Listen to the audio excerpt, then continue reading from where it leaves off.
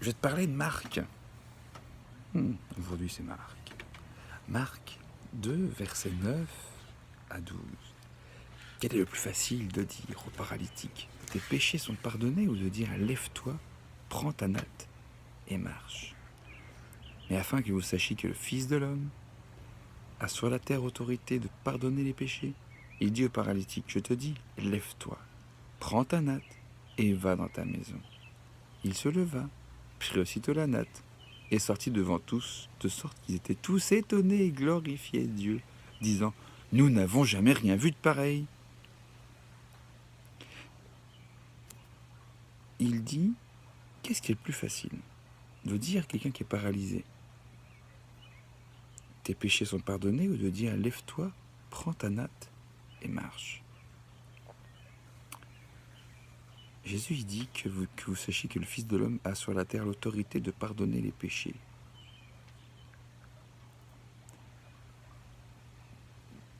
Je ne sais pas si tu as déjà vécu l'expérience, et je te le souhaite, d'aller au-delà de tes limites et d'aller prier pour un paralysé, un paralytique. Tu vas affronter beaucoup de barrières personnelles. Qu'est-ce qu'ils vont penser de moi?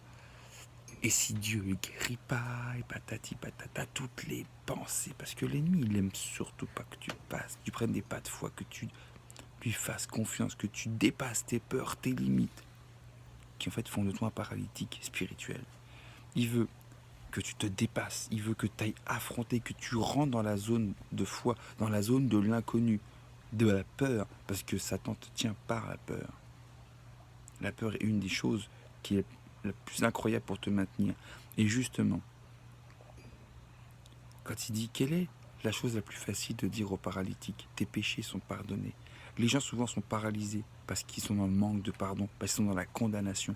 Et oui, tes péchés sont pardonnés est la chose la plus facile, parce que le pardon est une chose extrêmement simple. Et c'est une des choses que Jésus nous enseigne constamment, et qu'on doit apprendre à avoir cette facilité de relâcher le pardon, de les libérer de leurs péchés, même du péché dans lequel ils sont, parce que c'est Christ qui les libère, mais c'est toi qui amènes la vie de Christ, toi qui amènes le pardon de Christ, toi qui montre l'exemple, qui les enseigne à pardonner. Et pourquoi pardonner? Et en même temps, quand toi tu leur donnes le pardon, tu les libères. Donc oui, c'est la chose la plus simple. Parce qu'après tu vas voir le paralytique et tu lui dis, hey, lève-toi, prends ta natte. Tu lui donnes un ordre. Il lui dit, lève-toi, prends ta natte et va dans ta maison. Il ne donne pas de choix. Il lui ordonne de faire ça. Après, le paralytique, il pouvait ne pas le faire. Mais il l'a libéré dans sa conception et lui dit, maintenant tu te lèves. Tu réfléchis pas. N'aie pas à commencer à t'apitoyer ou à réfléchir, ah oui, mais pourquoi? Mais est-ce que si? Est-ce que ça? Non, agis. Agis. Agis.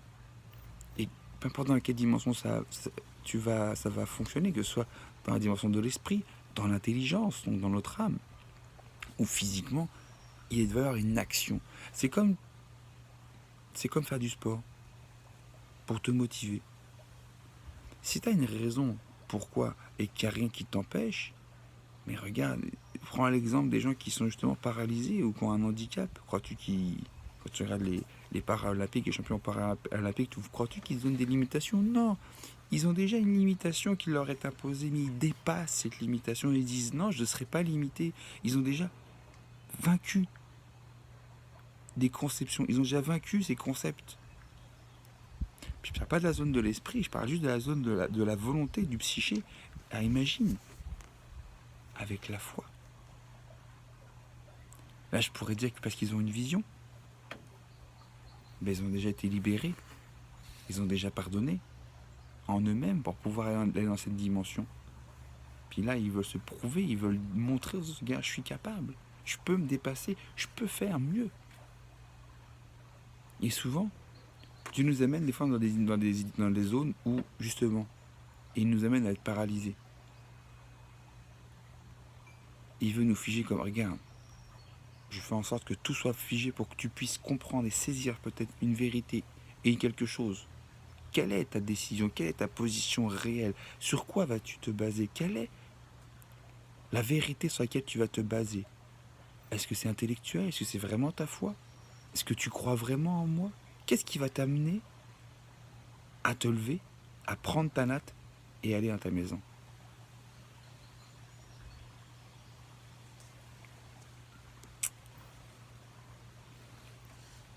C'est là que, quand on voit ça, quand tu te penches sur ce moment-là, que toi, en tant qu'être humain, tu es pleinement homme, avec toutes les vertus qui sont en toi, toutes les bonnes choses qui sont en toi, tous tes attributs, tes vertus humaines, j'allais dire.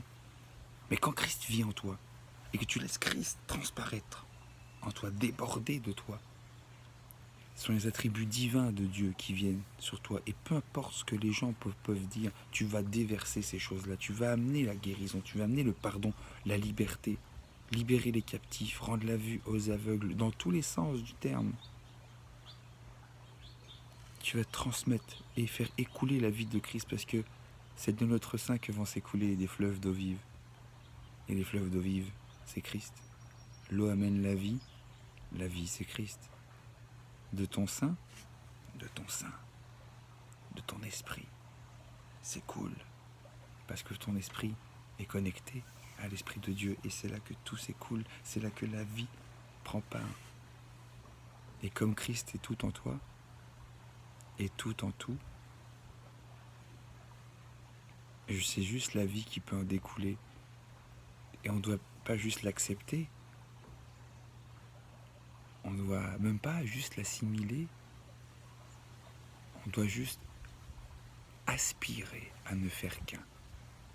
De la même manière que j'ai beau passer le temps tout le temps à tourner en rond là-dessus, mais t'es amoureux.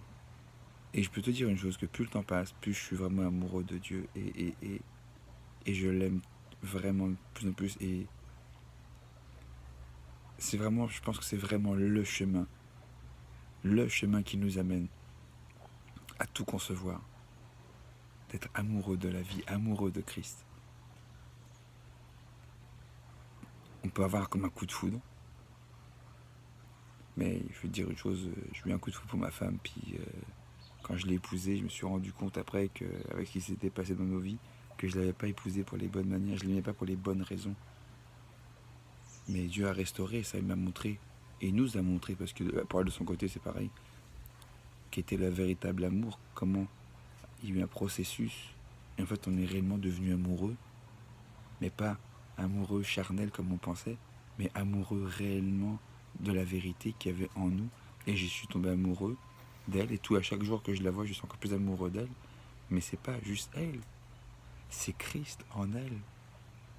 Et plus Christ se développe en elle, plus Christ se développe en moi, plus on s'aime, parce que on aime qui est derrière, qui anime. Comme beaucoup de gens vont aimer peut-être d'autres choses, d'autres personnes, ou aimer leur esprit, aimer leur manière d'être, et c'est plus ça qu'ils vont aimer que la coquille. En tout cas, il faut se dépasser, il faut aller au-delà de nos limites, et Dieu ne veut pas qu'il y ait des limitations qui nous empêchent, donc ne soyons pas paralysés, mais justement pour ne pas être paralysés, il faut être rempli de l'amour, parce que la vie ne se paralyse pas. Regarde les plantes qui vont traverser l'asphalte, traverser le béton, est-ce qu'elles sont paralysées? Non, elles avaient toutes les circonstances contre elles, mais elles ont percé l'asphalte, percé le béton, et la vie jaillit. Elle ne se laisse pas écraser. Alors ne te laisse pas écraser. Pardonne-toi. Pardonne-toi et laisse Christ te restaurer et te donner et t'insuffler cette force afin que tu ne sois pas paralysé. Et transmets ça aux autres, transmets la vie de Christ en toi. Et je te dis, prends ta natte. Ça veut dire, prends ce que Dieu t'a donné, sur lequel tu t'étais confortablement reposé. Non, tu t'en saisis et tu te lèves avec et tu vas dans ta maison et tu vas faire pourquoi tu as été envoyé et appelé à faire. Alors, sois pardonné, sois relâché et accomplis ce que Dieu veut accomplir.